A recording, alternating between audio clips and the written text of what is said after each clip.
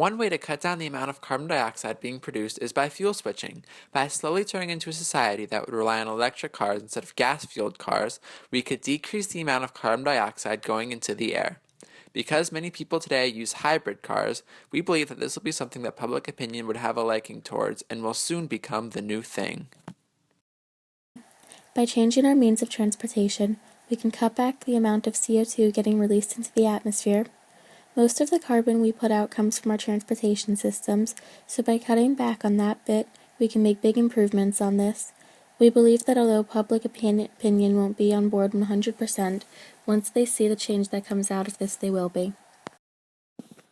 We also believe that building efficiency would be a great way to reduce the amount of CO2 that enters our atmosphere. By cutting down on emissions, we believe that this will greatly reduce the CO2 production. One thing that is great about our society is that we can easily transition from one thing to the next over time, so although they may not support this now, we believe that they will later on. Electric efficiency. If we were to improve the efficiency in electric production, we could seriously cut back on carbon emissions. It would be important that we do this due to the fact that in this modern era we live in today, it relies on electricity to survive. If word got out to people that electric efficiency could help change our planet, chances are most of them would support the decision made. Another way to cut down CO2 production is by saving the trees and having a forest storage. Getting rid of plants that grow in our forests increases the amount of CO2 getting released, since they are not there to produce oxygen. Today, there are many rules and regulations that go towards deforestation, so we believe that this is something the public opinion would be okay with. Biofuels. By using biofuel, we can easily cut back on the amount of CO2 we use. Biofuel is made with plants that we can grow in our own backyards. This method is one that can easily be done.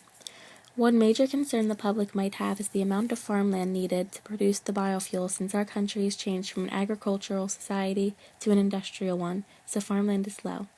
But this process could still be completed by those who want to make the switch. By using solar energy, we can cut down on the natural fuels that we obtain underground. Solar energy would use sunlight that comes from the sun today to give our homes electricity. It would save the environment in a lot of ways. Today, many people in our community use solar energy to heat their homes. So we believe that by using this method, the public would jump on board with this idea and that CO2 production would slowly decrease over time.